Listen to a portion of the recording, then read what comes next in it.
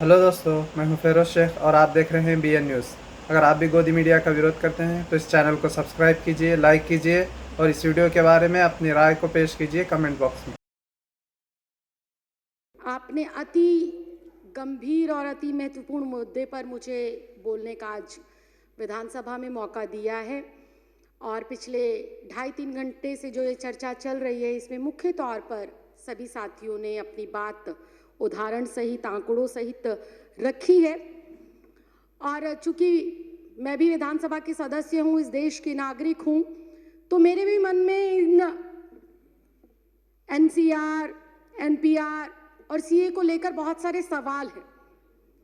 अध्यक्ष जी, जब मैं इसके बारे में पढ़ रही थी और जब अपने साथी सदस्यों को सुन रही थी तो मुझे ऐसा लग रहा था कि इस देश के अंदर इस समय एक ऐसी सरकार चल रही है जो बहुत कंफ्यूज है, जो बहुत अज्ञानी तरीके से, अनजान तरीके से, उसे पता ही नहीं है कि देश को किस ओर लेकर जाना है, देश के लिए क्या जरूरी है, देश के लिए कौन से मुद्दे महत्वपूर्ण हैं, देश के लिए कौन से कानून महत्वपूर्ण हैं।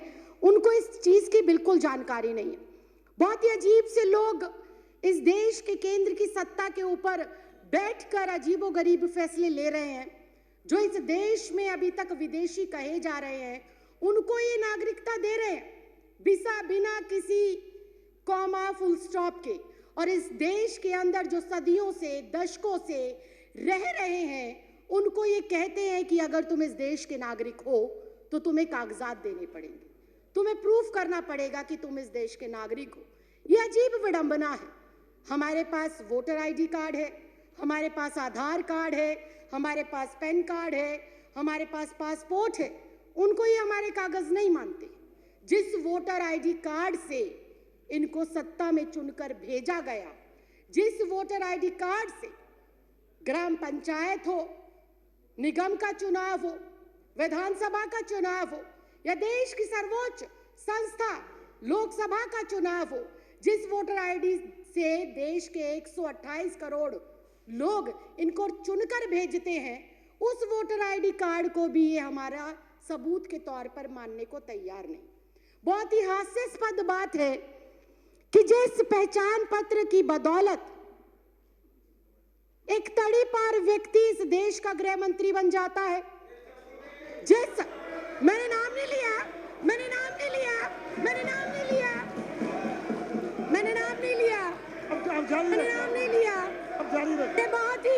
ये बहुत ही हास्यास्पद है, ये बहुत ही हास्यास्पद है। ये ऑन रिकॉर्ड है, ये ऑन रिकॉर्ड है, ये ऑन रिकॉर्ड है, ये ऑन रिकॉर्ड है। मैंने नाम नहीं लिया। आप अपना भाषण जारी रखिए ना। मैंने नाम नहीं लिया। आप अपनी बात जारी रखिए। मैं अध्यक्ष जी यही कह रही हूँ, मैं अध्यक्ष जी, आप मेरी तरफ उंगली ना करें, मेरी तरफ उंगली ना करें। सारे प्रिविलेज का मामला है। पहले उन्होंने मेरी तरफ उंगली करी क्यों? अपनी बात कहते रहिए। अध्यक्ष जी, मैं बहुत शांति से और शालीनता से ये कह रही हूँ कि जिस पहचान पत्र की बदौलत एक आम साधारण नागरिक एक तड़ी पार को चुनकर देश का गृह मंत्री बना सकता है। आगे बढ़िए। एक चाय वाला, एक चाय वाला, एक चाय वाला, एक चाय वाला, एक चाय वाला, एक चाय वाला इस लोकतंत्र के अंदर एक वोट के अधिकार से सीधा चाय वाले से प्रधानमंत्री बन जाता है। उस वोटर आईडी कार्ड की कोई अहमियत नहीं। क्या बात करते हो, क्या बात करते हो? और मैंने किसी का नाम नहीं लिया। आपको कोई आपत्ति है, आप माननीय अध्यक्ष जी से बात करें। आपको कोई आपत्ति है, आप माननीय अध्यक्ष जी से। तड़ीपार कौन है? तड़ीपार कौन है? तड़ीपार कौन है? चाय वाला कौन है? तड़ीपार कौन है? तड़ीपार कौन है? चाय वाला कौन है? मैंने कुछ नहीं कहा, मैंने किसी का नाम भी नहीं लिया। आप क्यों इतना आग बबूला हो रहे हैं? इतना आग बबूला क्यों हो रहे हैं? इतनी गर्माहट क्यों? इतनी गर्माहट क्यों? क्यों इतनी मिर्ची लग गई? क्यों इतनी मिर्ची लग गई? आपको इतनी दिक्कत क्या हो गई? आपको इतनी परेशानी क्या हो गई? मैंने तो किसी का नाम भी नहीं लिया, मैंने किसी दल का नाम नहीं लिया, मैंने किसी व्यक्ति विशेष का नाम नहीं लिया। राखी जी आप अपनी बात पूरी करिए। राखी जी आप उधर इशारा मत करिए। नहीं मैं समय कट करके बैठा रहा हूँ। आप इशारा करके बात मत करिए। मैं अध्यक्ष जी आप मुझसे 2 मिनट के अंदर, आप कोई सफाई ना, लेकिन अगर विपक्ष ऐसे टीका टिप्पणी करेगा, आप बोलते रहिए ना। विपक्ष टीका टिप्पणी करेगा कैसे चलेगा?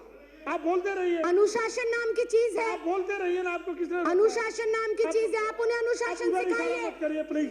मैं अध्यक्ष जी 3 मिनट के अंदर, महज 3 मिनट के अंदर अपनी जो मेरा संदेह है और जो मेरे सवाल है और जो मेरा विचार है, मैं वो आपके सामने रख रही हूँ। मैं अपने बातों को दोबारा रिपीट करती हूँ कि जब एक मतदाता, राखी जी मैं दोबारा रिपीट करने की इजाजत नहीं दे रहा। जब एक मतदाता अपने मतदान का प्रयोग कर कर मेरे जैसी एक साधारण सी लड़की, 25 गज में रहने वाली लड़की को लोकतंत्र के इतने बड़े मंदिर में भेजता है, तो वो सबसे बड़ा प्रूफ होना चाहिए। बाबा साहब भीमराव अंबेडकर ने वोट डालने का अधिकार सबको दिया और वो वोट डालने का अधिकार इस बात को सिद्ध करता है कि हम इस भारत देश के नागरिक हैं। मैं सिर्फ इतना कहना चाहती हूं कि 1989 से पहले कानूनन ऐसी कोई प्रतिबद्धता, ऐसी कोई मजबूरी या अनिवार्य नहीं था कि एक कोई भी जो बच्चा पैदा होगा, जो भी व्यक्ति जन्म लेगा, उसका जन्म प्रमाण पत्र बनाया जाए। ऐसी कोई पॉलिसी नहीं थी। जब ऐसी पॉलिसी पहले नहीं थी तो मुझे समझ नहीं आता एनपीआर, एनआरसी और सीए के लिए माँ बाप का जन्म प्रमाण पत्र हो अनिवार्य, ये किस बिहाफ पर लिखा गया, ये बिल्कुल समझ के परे। और फिर एक बार फिर से विपक्ष को हो सकता है मेरी बातों से आघात पहुंचे, लेकिन ये कटु सत्य है कि अगर ये कंपलसरी है कि एनपीआर, एनआरसी और सीए के लिए अपने अपने माता पिता का जन्म प्रमाण पत्र दिखाना जरूरी है, तो क्या हमारे देश के माननीय प्रधानमंत्री अपने माता पिता का जन्म प्रमाण पत्र दिखा पाएंगे?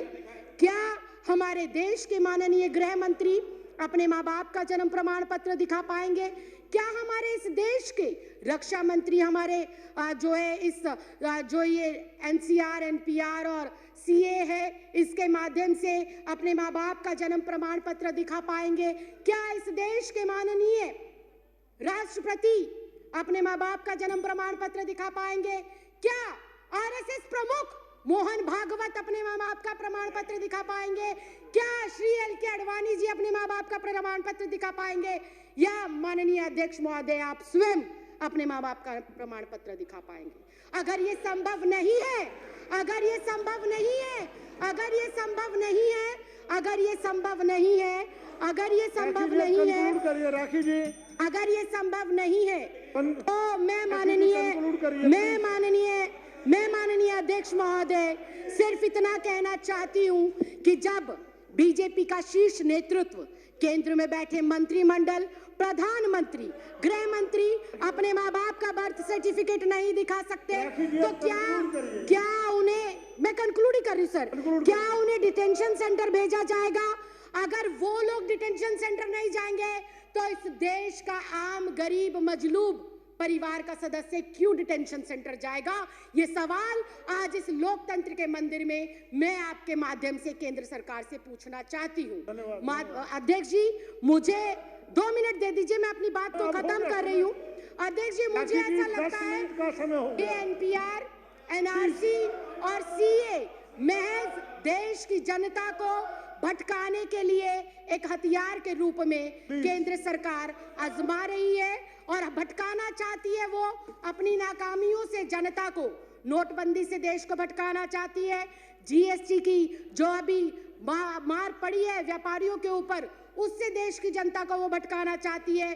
बेरोजगारी जो पिछले 45 सालों के अंदर सर्वोपरि आंकड़ा इस साल में आया है, उससे देश की जनता को भटकाने के लिए हथियार के रूप में इसका प्रयोग हो रहा है। राइफल सौदा हो गया, दलितों पर अत्याचार हो गया, अर्थव्यवस्था किस तरह से चरमराई हुई है। अध्यक्ष जी मैं एक लाइन कहकर सर मैं भी रिक्वेस्ट कर रही हूँ, फाइनल क्लोजिंग लाइन कहकर मैं जो है अपनी बात को विराम देती हूँ कि अध्यक्ष जी ये जो भाजपा सरकार है, ये एक संकीर्ण मानसिकता की सरकार है।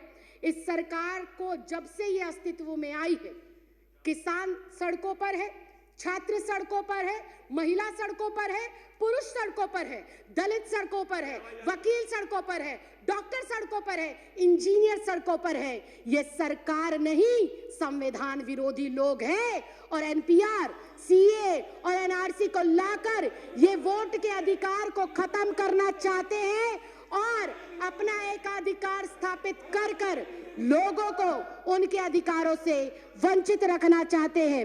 माननीय अध्यक्ष, मैं आपके माध्यम से ये कहना चाहती हूँ, माननीय मंत्री श्री गोपाल राय जी ने जो अपना प्रस्ताव रखा है, इस सदन के सदस्य होने के नाते, इस देश की नागरिक होने के नाते, मैं आज यहाँ से आपसे विनम्र प्रार्थना करती हूँ कि मैं इस प्रस्ताव का समर्थन करती हूँ और दिल्ली में इसको कतई भी किसी भी सूरत में लागू नहीं करना चाहिए। आपने मुझे बोलने का मौका दिया, इसके लिए बहुत बहुत धन्यवाद, बहुत बहुत आभार। जय हिंद, जय भारत।